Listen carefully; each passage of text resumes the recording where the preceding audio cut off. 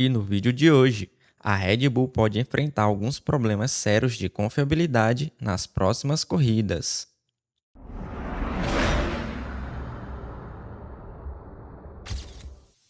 Olá, amigos! Sejam muito bem-vindos ao canal Fórmula 1 Esportes.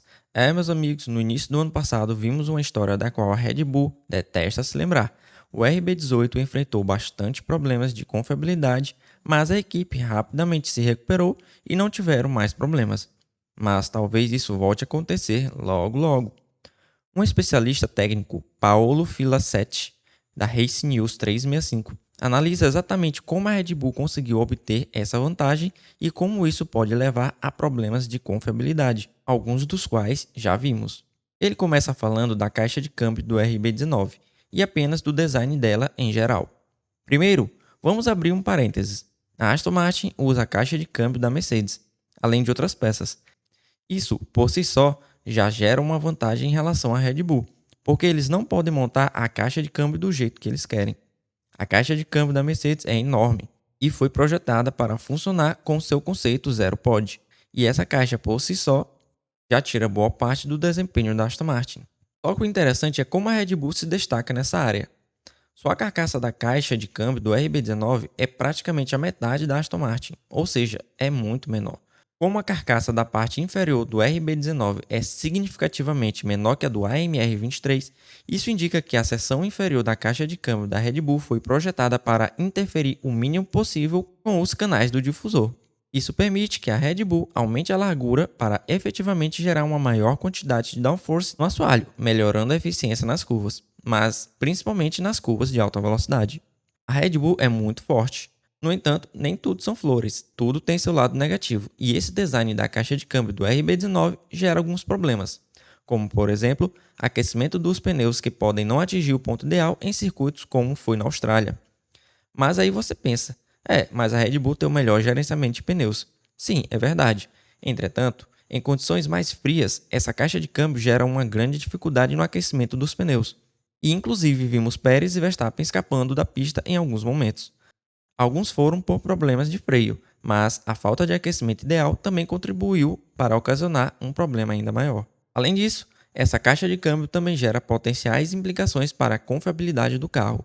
O design apertado, sendo aparentemente metade do tamanho da Mercedes, tem um custo, como mostram as corridas recentes. Max Verstappen teve um problema em Jeddah por uma quebra no Q3 da classificação. Essa quebra, em partes, estava relacionada com a caixa de câmbio e a Red Bull deixou claro que não hesitaria em trocar caso tivesse dúvidas. E o resultado foi que, tanto ele quanto Sérgio Pérez tiveram suas caixas de câmbio trocadas após preocupações com a confiabilidade. Eles tiveram problemas de fluidez ao reduzir a velocidade e também tiveram problemas com os engates, que levaram mais tempo do que o necessário para entrar na próxima marcha. Portanto, não é de se admirar que esses problemas mais cedo ou mais tarde se manifestem ainda mais à medida que as caixas de câmbio comecem a ter um desgaste adicional e um maior estresse, o que pode prejudicá-los durante as corridas. A questão é, se esses problemas surgirem com a caixa de câmbio minúscula que a Red Bull tem, até que ponto isso pode ser um problema? No Bahrein, muitas pessoas não estavam realmente falando sobre isso, mas depois da corrida, fontes internas da Red Bull disseram que eles pediram aos pilotos para reduzir um segundo por volta porque precisavam gerenciar esses problemas e levar os carros para casa. Eles sentiam que se eles usassem todo o potencial naquela corrida, nenhum dos carros chegaria ao fim. Portanto, em seguida, eles trocaram as duas caixas de câmbio antes do GP da Arábia Saudita. Mas ainda havia algumas preocupações, e mesmo na Austrália, Verstappen ainda estava reclamando sobre a redução da marcha não ser a ideal. Pois bem, a Red Bull tem um carro muito rápido e mesmo que haja preocupações de confiabilidade, o que eles fazem para contornar esse problema é simples. Quando Max assumiu na ponta no GP da Austrália, apenas ficou poupando o equipamento. Por que Max forçaria o limite do carro, se as outras equipes nem sequer conseguem acompanhá-lo de perto? Entretanto, se com as novas atualizações que virão, equipes como Mercedes e Aston Martin começarem a atormentar a vida da Red Bull, talvez eles sejam forçados a andar no limite de seu carro. E aí sim veremos os problemas de confiabilidade se manifestar no RB19.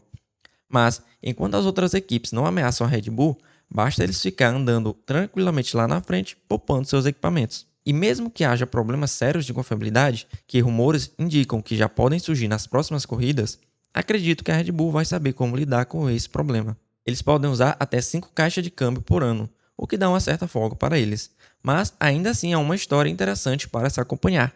Cabe mesmo as outras equipes chegarem na Red Bull para eles serem forçados a usar todo o seu potencial. Mas isso veremos nas cenas dos próximos capítulos. Se você gostou desse vídeo, não se esqueça de deixar seu like e se inscrever no canal. Um grande abraço para você e até o próximo vídeo.